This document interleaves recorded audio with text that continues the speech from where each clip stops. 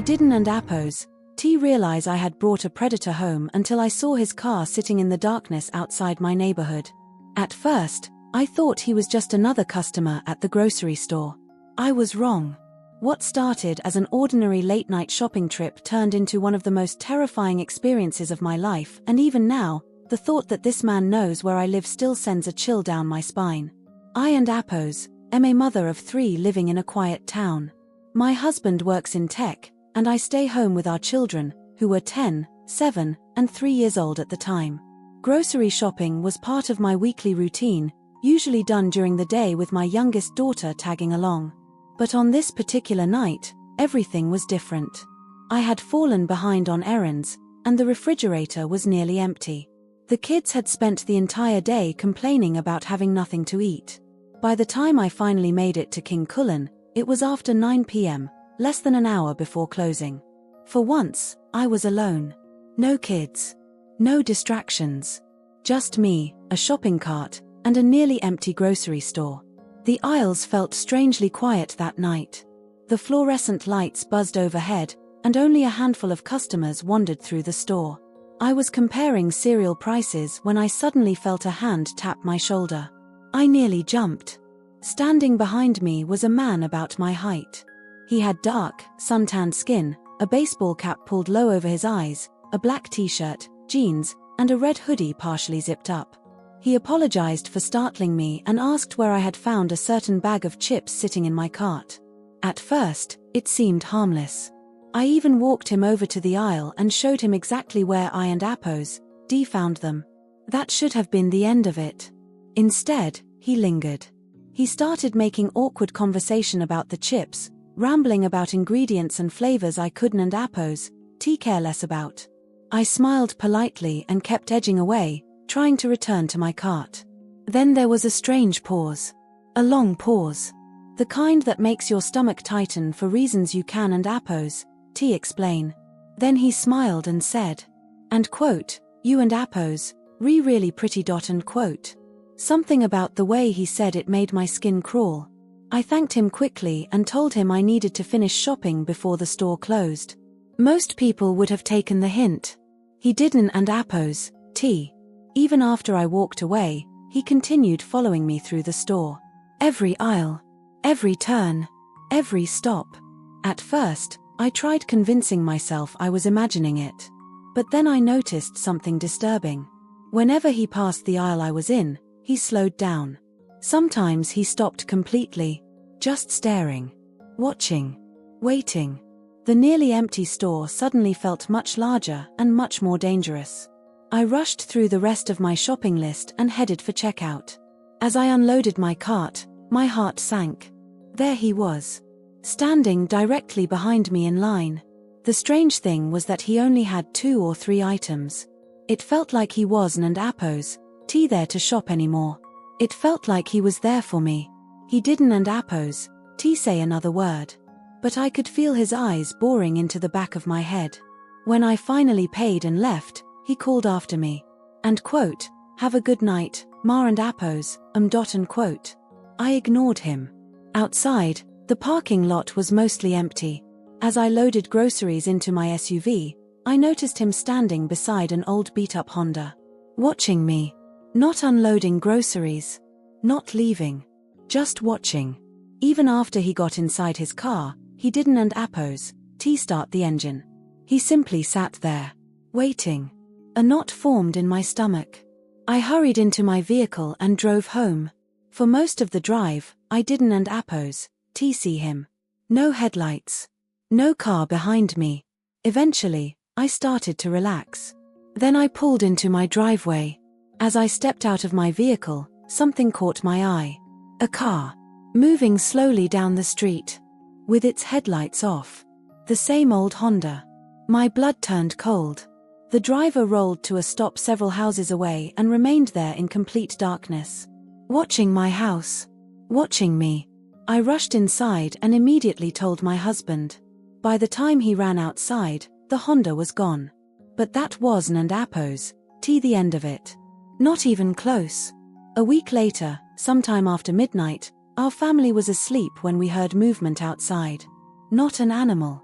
Not the wind. Footsteps. Slow. Deliberate. Moving through the side yard. I shook my husband awake.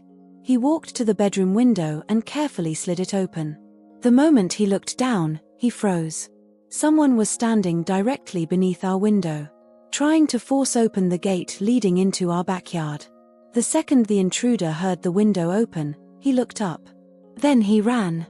My husband grabbed the baseball bat he keeps under the bed and charged outside. I waited in terror, staring through the darkness. A minute later, he returned. Breathing hard. Angry. He said he and Appos seen a car speeding away from the curb. An old Honda. The same Honda. The same man.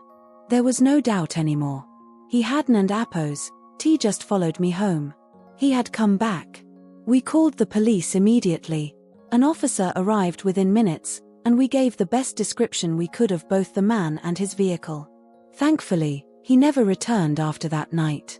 Maybe seeing my husband sprinting after him with a baseball bat convinced him to find an easier target. Or maybe he realized we and Appos seen his face. I don't and Appos know. What I do know is this. Somewhere out there is a man in a red hoodie who knows exactly where I live. And every time I come home after dark, I still find myself checking the street for an old Honda with its headlights turned off. The creepiest part wasn't and Appos that a stranger locked himself inside the store. It was that for nearly 30 minutes, I thought he was my manager. Back when I was in college, I worked at a 24-hour Walmart. Like most students, I assumed my manager would never schedule me for an overnight shift. I was 20 years old, juggling classes, assignments, and a part-time job. Surely there were other employees better suited for working through the night. I was wrong. One afternoon, I checked the weekly schedule and felt my stomach drop. Tuesday, 12 a.m. to 8 a.m. An overnight shift. I checked the schedule 3 separate times because I honestly thought it had to be a mistake. When I asked my supervisor about it, he simply shrugged and said, and quote, "If you and Appos, over 18, you don't and Appos, really get a choice. Unquote. I seriously considered quitting. But I needed the money, so I convinced myself I and Appos survive one shift and then tell my boss I couldn't and Appos do it again because of school. That decision almost put me face to face with something terrifying. At exactly midnight, I arrived at the store and relieved my coworker Amanda. The place already felt strange. Half the lights had been shut off to save electricity, leaving large sections of the store dimly lit. Despite the hour, there was still a surprising number of customers wandering the aisles. But by 1 a.m., the store had become eerily quiet. By 2 a.m., it felt almost abandoned.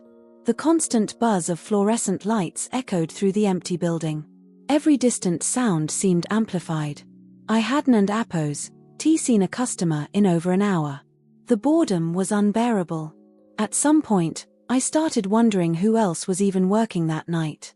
Surely they wouldn't and Appos leave a 20-year-old college kid alone to run the front registers. That and Appos when I noticed him. A bald man. He looked to be in his late 40s or early 50s. He kept walking past the front entrance every few minutes. He had a ring of keys hanging from his khaki pants and carried a small black backpack in one hand. He looked official. Like someone in charge. Eventually, I stopped him. And quote, "Hey, are you the manager?" And quote, I asked. He smiled. Not a friendly smile. Just enough to make me uncomfortable. And quote, "First day?" And quote, he asked. I laughed nervously and explained that it was actually my first overnight shift. Without introducing himself, he shook my hand. His grip felt strangely tight. Then he told me he needed help organizing pallets in the warehouse at the back of the store. And quote, "I and Appos, watch the front," and quote, he said. At the time, it sounded reasonable. So I agreed. As I walked away, something caught my attention. The man reached toward the front entrance and appeared to flip some kind of switch near the door. Almost like he was locking it. A chill ran through me. But I ignored it and continued toward the warehouse. The back room was massive. Rows of pallets stretched into the darkness. That and Appos, where I met another man. He was around 30 years old and wore an official Walmart manager vest. He introduced himself as Rob. And quote, the night manager. And quote. I frowned. Confused. And quote, wait and quote, I said. And quote, I thought the guy up front was the manager. And quote. Rob and Apo's expression immediately changed. And quote, what guy? And quote. I described the bald man. The keys. The backpack. The strange smile. Everything. Rob stared at me for a moment. Then his face went pale. And quote, I and Apo's am the only manager working tonight. And quote. My heart skipped a beat.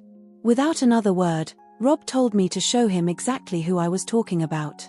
We started walking toward the warehouse exit. Then suddenly, every light in the store went out. The entire building plunged into darkness. For a moment, neither of us moved. The only illumination came from the glowing dairy coolers in the distance. The atmosphere instantly changed. The store no longer felt empty. It felt occupied. Like someone was hiding in the darkness. Rob quietly told me to stay in the warehouse while he checked things out. Then he disappeared through the doors, leaving me alone. I sat on a pallet and pulled out my phone, trying to text friends who might still be awake. My hands were shaking. Several minutes passed. Then I heard something. A door opening. Not from the store. From somewhere deeper inside the warehouse. I froze. The warehouse had another entrance hidden behind the freezer section. Slowly, I stood up. Listening. The sound came again. Then footsteps. Slow. Careful. Getting closer. My heart was pounding so hard I could hear it. Then a voice echoed through the darkness. And quote, hey, kid, you in here? And quote. I instantly recognized it. The bald man. But something about his voice sounded different now. Colder. Predatory. Every instinct in my body screamed at me to run. So I did. I slipped quietly through the warehouse doors and entered the dark store. I searched desperately for Rob. Nothing. No sign of him anywhere. The aisles stretched endlessly into the darkness. I called his name. No answer. Panic was beginning to take over. I rushed toward the front entrance, grabbed my jacket, and tried to leave. The automatic doors didn't and Apo's open. I tried pulling them apart manually. Locked. My blood turned to ice. Whoever that man was. He had locked the exits. Then I heard footsteps behind me. Approaching. Slowly. Deliberately. I spun around, preparing for the worst. But it was Rob. He looked terrified. Without saying much, he reached above the door, flipped a hidden lever, and unlocked it. Then he leaned close and whispered. And quote, get outside. Right now. And quote. I didn't and Apo's argue. We rushed out together. The second we were outside, Rob pulled out his phone and called the police. I listened as he explained that an unidentified man had somehow locked himself inside the store and was possibly armed. I immediately told Rob about hearing the man in the warehouse. The police operator was informed. Rob suggested I wait in my car or simply leave. I think he was worried about my safety. Or maybe he was worried about what might happen if I stayed. I sat in my car, staring at the dark building. The store looked completely different now. Like a giant black box hiding something dangerous inside. Less than 10 minutes later, flashing red and blue lights flooded the parking lot. One police car. Then another. Then another. Within moments, at least 4 patrol cars had surrounded the store. Officers rushed inside.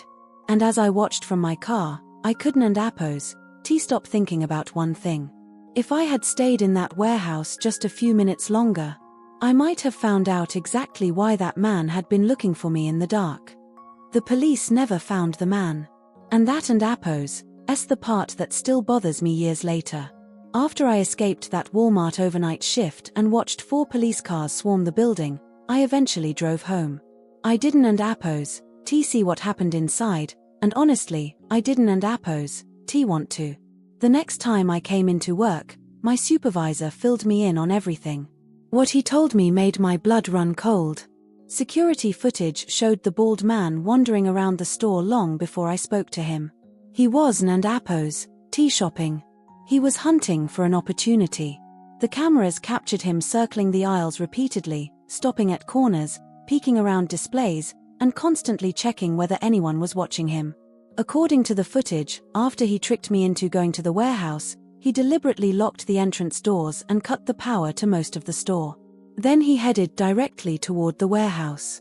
Toward me. That realization terrified me more than anything else. If he had been armed, if Rob hadn't Appos, T appeared when he did. I don't Appos, T even want to imagine what could have happened in that dark warehouse. The cameras later showed the man slipping out through an emergency exit long before police arrived. Just like that, he vanished. No arrest.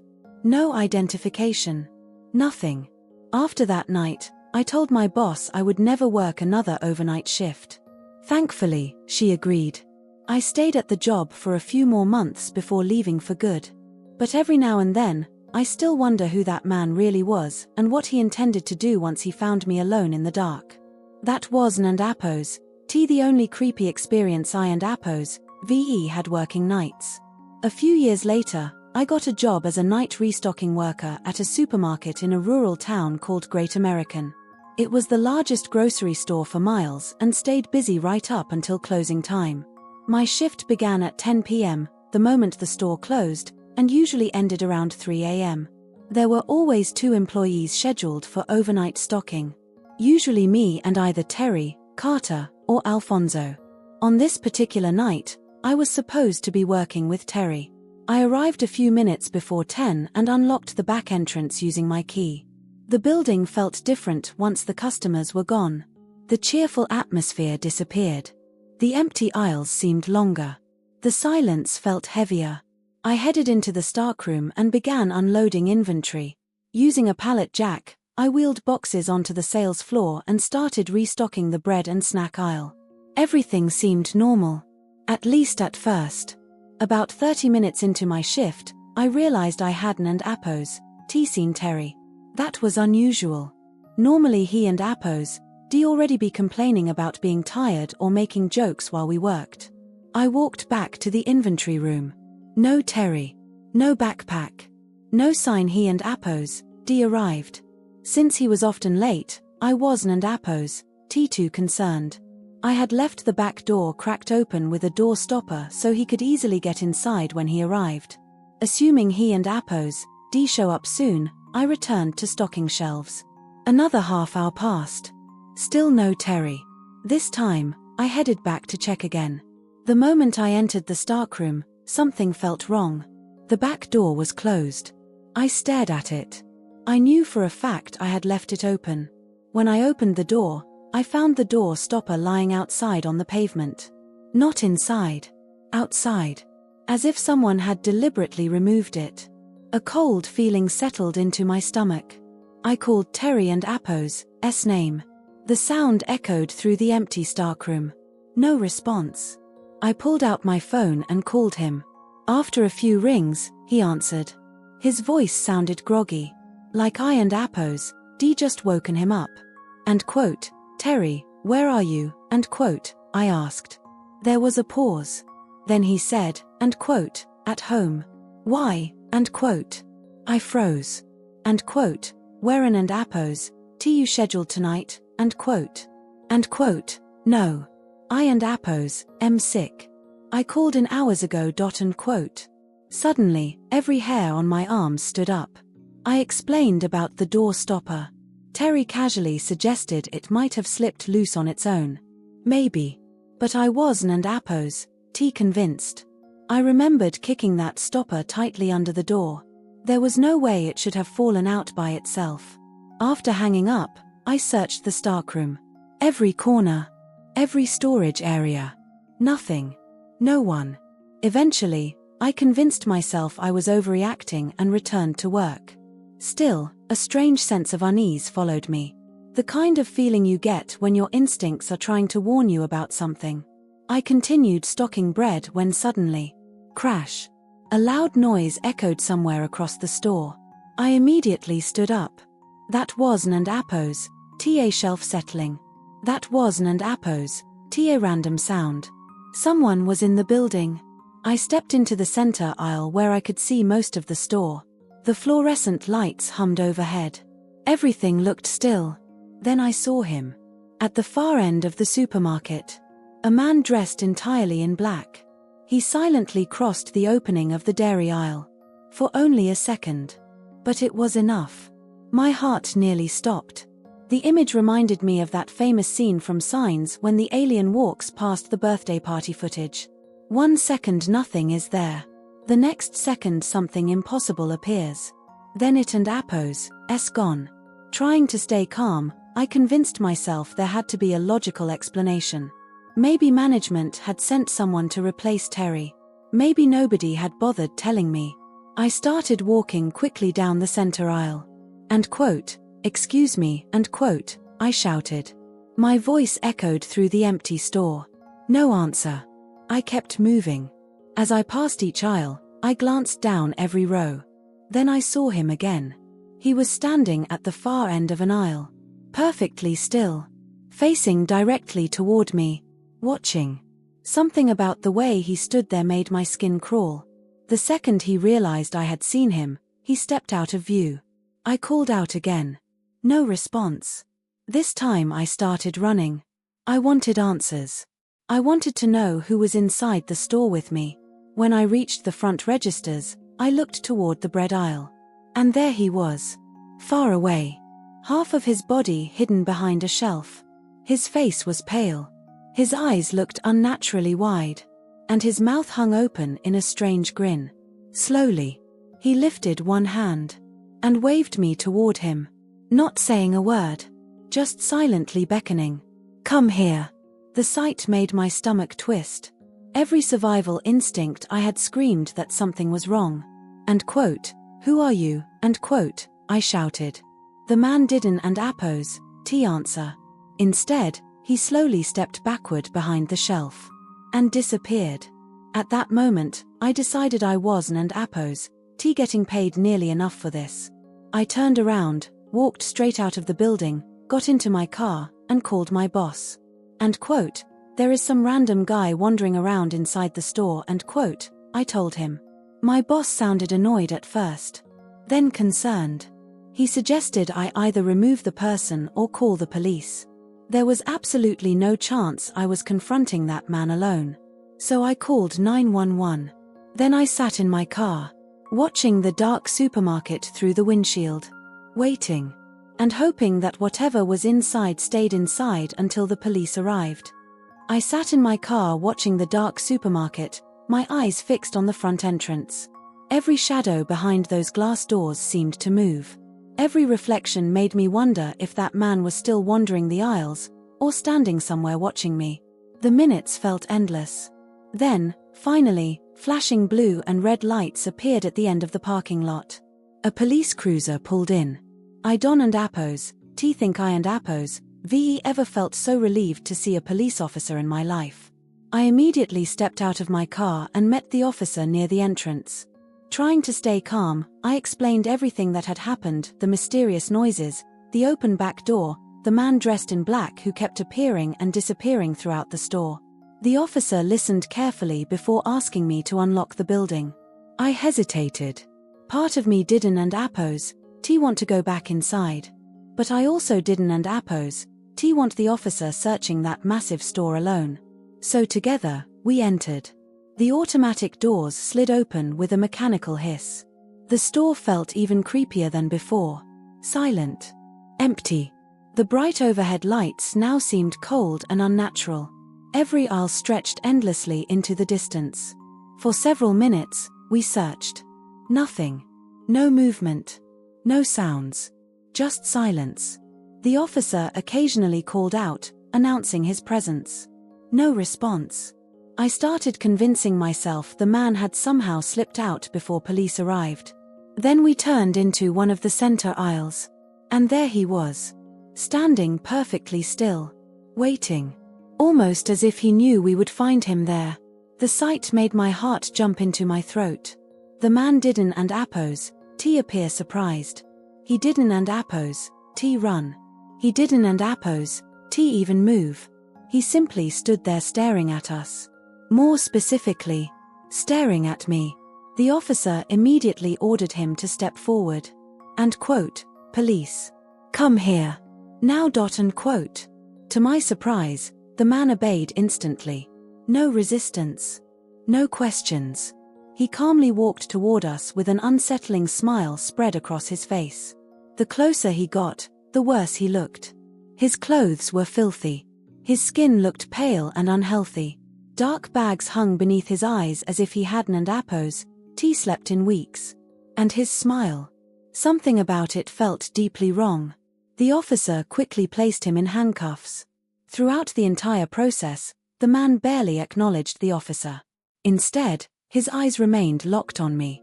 Unblinking. Watching. Studying. I felt sick. Then he did something that still creeps me out to this day. He slowly licked his lips.